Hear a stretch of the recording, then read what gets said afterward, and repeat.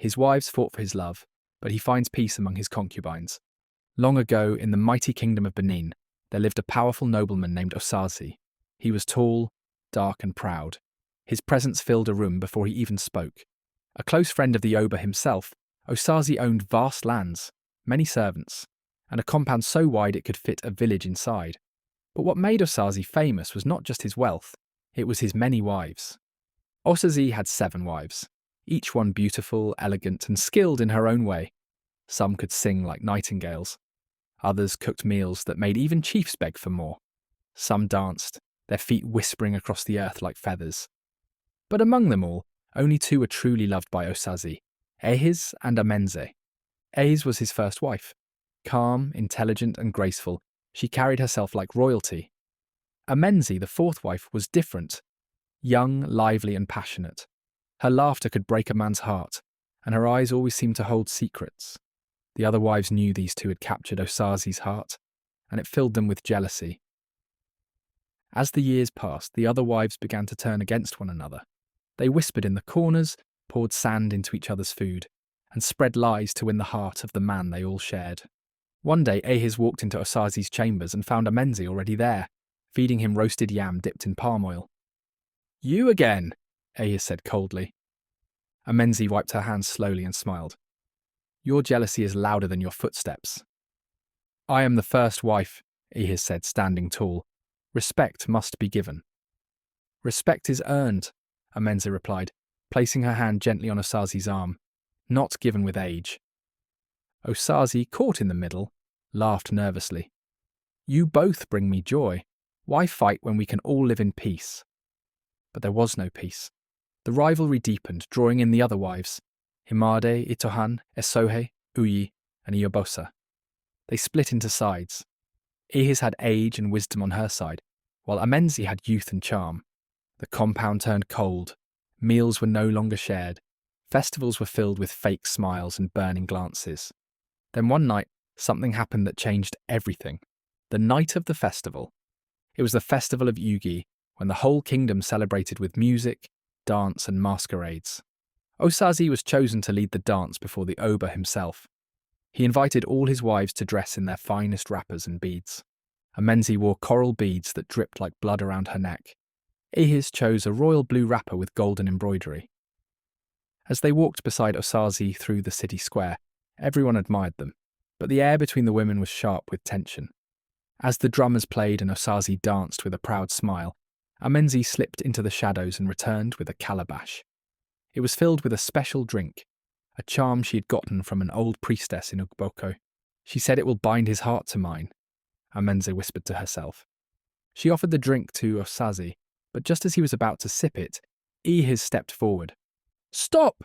she shouted. "There's something in that calabash!" Gasps echoed through the crowd. Osazi paused. "What are you saying?" "I know the smell of a love charm," Ehis said. "I may be old, but I am not foolish." Amenze's eyes widened, and she tried to snatch the calabash back. But it was too late. Osazi threw it to the ground, and the liquid spilled across the red earth. The Oba, who had been watching from his high seat, signalled his guards. "Take her away," he said. Amenze screamed as the guards dragged her from the square, but even after that public disgrace, the troubles in Osazi's home did not end. The poisoned pot and the broken mirror. Ehis, though she had exposed Amenze, soon found herself in trouble. One of the younger wives, Itohan, claimed Ehis poisoned her stew.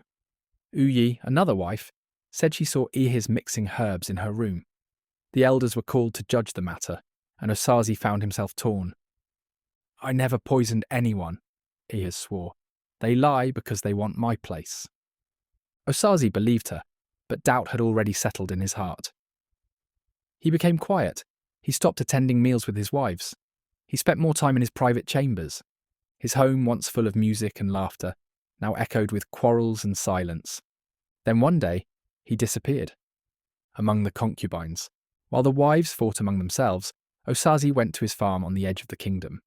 There, in a small hut, lived 3 young women, his concubines, Ivy, Omon, and Esiosa. They were not officially his wives. They did not wear coral beads or sleep in the main house. But they smiled without envy. They sang as they cooked. They welcomed him with peace. Osazi stayed there for days, then weeks. He helped plant yams. He watched the sunset with ivy. Omon rubbed his feet after long days. Asiosa made sweet pepper soup that healed his tired bones. Here there was no fighting, no charms, no rivalry. One night, as the moon rose and the crickets sang, Osazi sat outside with Ivy. "Why do you not quarrel like my wives?" he asked. Ivy smiled. "Because we love you in peace, not with war." Something inside Osazi broke open. He realized he had been searching for the wrong kind of love all along. The return home. Word spread quickly in the city that Osazi was no longer seen in his compound. Some said he had died. Others said he had run away with a witch. The wives, now left alone, began turning on each other more fiercely. Without Osazi's presence, the home became a battlefield. One morning, Ahis and Uyi exchanged blows near the yam barn. Later that evening, Esohe accused Ayobosa of stealing her anklet. The elders were summoned again, and even the servants began to flee the compound. The Oba heard of the chaos and summoned Ihis. "Where is your husband?" he asked. Ihis bowed her head. "I do not know, my king. He left without a word." The Oba was silent for a moment. "Then he has found peace elsewhere." Those words rang like a bell in Ihis' ears. That night she sat on her mat, thinking about the love they had once shared. How had it turned into jealousy and bitterness? She wasn't the only one feeling regret. In different corners of the compound, each wife thought about her role in Osazi's disappearance, but pride held their tongues. Osazi's revelation. At the farm, Osazi had never felt so free. He laughed again. He sang songs with his concubines under the moon. He shared stories around the fire. One evening, Esaosa asked, "My lord, why did you leave your great house behind?" Osazi thought for a long moment, then answered, "Because my house had turned into a battlefield. I had everything, wealth, status, beauty, but I could not rest. Every day I was pulled in different directions, poisoned with jealousy, lies, and competition." Omon gently said, "But here you are just a man." "Yes," Osazi replied, "and I have never been happier." That night he made a decision. He would return home, not to reclaim his wives, but to reclaim his peace. The final gathering. When Osazi returned to the city, everyone was shocked. His clothes were simple, his hair was longer, and he walked with a calm spirit that silenced the compound. He called a gathering in the courtyard. All the wives came. So did the servants, elders, and neighbours. The concubines sat quietly in a corner. Osazi stood before them and said, "I built this house with love. I married each of you with the hope of joy, but instead of peace, I found war. You fought for my love as if it was a trophy, something to be won and held above others. But love is not a fight. Love is not a charm. It is not won by poison or jealousy." He paused and looked at each wife. Some lowered their heads. Ahis had tears in her eyes. Amenzi, who had been released after the Oba's pardon, bit her lip and said nothing. Osazi continued, "I am not returning to live here. I have found peace in the place where love is gentle and hearts are free. You will be cared for. You will have all you need, but my heart no longer lives here." The silence was thick. Then, slowly, Osazi turned and walked away, back to his farm, to the women who gave him peace without asking for war. Years later, the compound changed. The wives never fought again, but they lived with quiet sadness. Some eventually returned to their family homes. Others stayed behind, raising children and managing the land. Ihis became a respected elder, known for her wisdom and her silence. Amenzi lived a more humble life, never again reaching for what wasn't hers to hold. And the story of Osazi spread through the Benin kingdom. Children would sit under the moon, listening to their grandparents say, "Once a man had many wives who fought over his love, but in the end he found peace, not in power, not in beauty, but among the women who asked for nothing but his peace of mind." And so the tale of Osazi, the nobleman whose heart was at war but found rest in calm places, lived on for generations. A new beginning at the edge of the kingdom. At the edge of the Benin kingdom, where the forest met the farmlands and the air smelled of fresh palm trees and roasted maize, Osazi built a new kind of home. It was not a palace, not even a mansion, but it was peaceful. There, with Ivy, Omon, and Esiosa, he lived a life that no longer carried the weight of jealousy or competition. Each day they woke with the sun. They fetched water from the nearby stream, sang songs as they worked the land, and ate meals under the open sky. Osazi taught his concubines how to manage the farm like a proper estate, how to harvest yams, keep trade records, and handle palm oil sellers from the neighbouring villages. The women respected one another. When Ivy cooked, Oman washed clothes. When Esiosa was tired, the others helped her rest. They lived like sisters, different, but united. And slowly people began to visit. Merchants from the market brought spices and kola nuts. Hunters brought fresh antelope. Even priests and messengers from the Oba occasionally passed by to hear stories from the noblemen who had walked away from power. Osazi became known as the man who left noise and found meaning. Akantaitas is the wives who remained. Back in the city, the women Osazi left behind each dealt with their grief in her own way. Eas, the first wife, took control of the household. She no longer wore fine beads or wrapped her hair in gold threads. She became humble, wise from sorrow.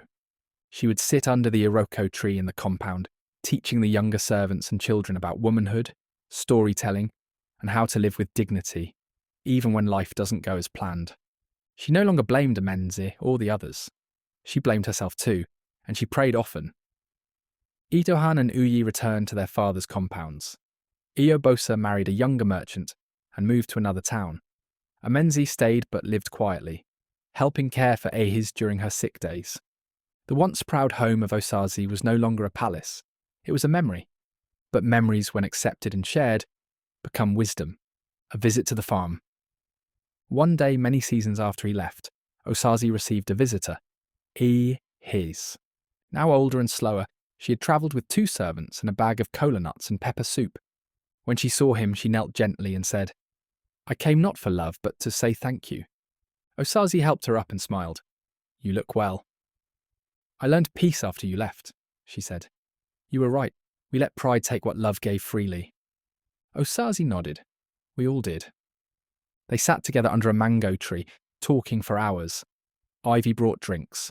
Oman brought roasted plantain. Esiosa brought cloth to cover Ahis' legs from the evening breeze. Before she left, Ahis looked at the women and said, "You have what I once had, but I ruined it." Esiosa gently said, "You did not ruin it alone. Sometimes love fails because everyone forgets how to protect it." They hugged, and for the first time in years, Osazi felt no bitterness between past and present. The children of the quiet home. In time, the concubines bore him children, 2 boys and 3 girls. They were taught not just how to be strong, but how to live with kindness. One day, his first son asked, "Papa, why don't you have many wives like other great men?" Osazi chuckled and said, "Because I had them, and I nearly lost myself in the noise." Did they not love you? They did. But sometimes love turns to something else when too many people fight for the same heart. The boy was quiet. Then he asked, "Will I marry many women?" "That is your choice," Osazi replied. "But marry peace first. Marry someone who lets your soul rest." Those words became a saying in the region. Before you marry beauty, marry peace. The final days of Osazi. When Osazi grew old, he no longer walked as he once did. His beard was grey like dry ash, and his voice soft like wind on dry leaves. But his eyes remained sharp. One morning he called Ivy, Omon, and Esiosa to his side. "My time is near," he said. They wept quietly. He smiled. "Do not cry, you gave me joy after I'd forgotten what it felt like.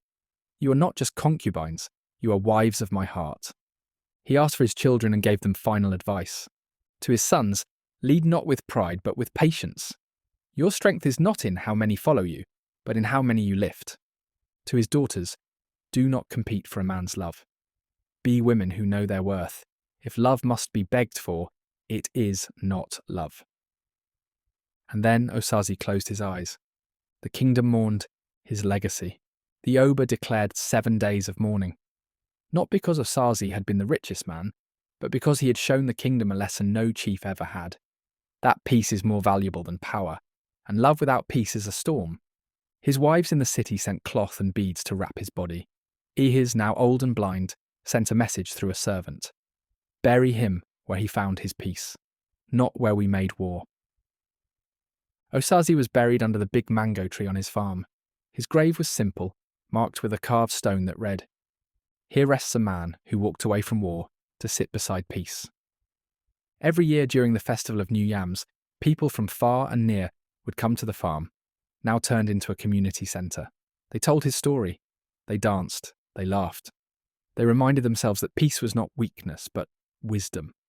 Final words.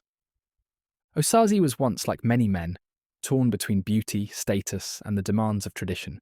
But in choosing peace, he chose freedom. He left behind not just children, but a lesson for generations. That when love becomes a battle, no one wins. That the heart, like the earth, grows only when not trampled. That sometimes the greatest kings are not crowned with beads, but with quiet, honest joy.